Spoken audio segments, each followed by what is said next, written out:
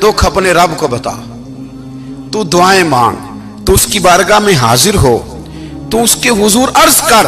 फरमाया अपने दुख अपने रब को बता, वो जल्दी करे या देर से करे तुझे सारी दुनिया से बेनियाज कर देगा, तुझे किसी का मोहताज नहीं रहने देगा।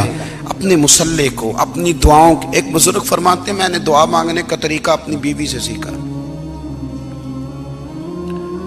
दुआ मांगने का तरीका अपनी, सीखने वाले तो अपने बच्चों से भी सीख लेते हैं, सीखने वाले तो हर एक से सीखते हैं। वो कहते हैं मैंने दुआ मांगने का सलीका अपनी बीवी से सीखा है।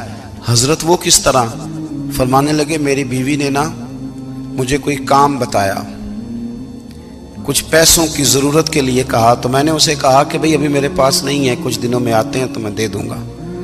औरतों की आदत होती है, वो बार बार याद कराती हैं। 2-4 दिनों के बाद फिर उसने कहा हजरत वो मैंने कहा था कुछ पैसे, मैंने उसे कहा कि अभी मेरे पास नहीं है, कुछ दिनों में मिलते हैं तो मैं तुम्हें दे दूंगा।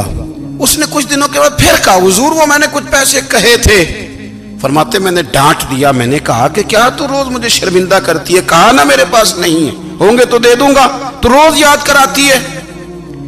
फरमाते उसने पहले तो मेरी डांट को सहा, फिर मेरे सख्त जुमलों ने उसकी आंखों में आंसू पैदा कर दिए, फिर उसने अपने आंचल में अपने उस दुख को समेटा और फिर उसने एक जुमला कहा तो मैं रो पड़ा और मुझे अपने रब से मांगने का तरीका आ गया।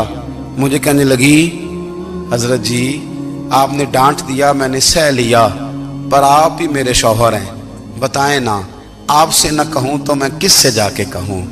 फरमाते हैं मैं रो पड़ा और मैं खुल के रोया और मैं तड़प के रोया और फिर मेरी सिसकियां बंद गईं। तो मुझे कहने लगी आपको क्या हुआ? मैंने कहा मुझे भी दुआ मांगनी आ गई है।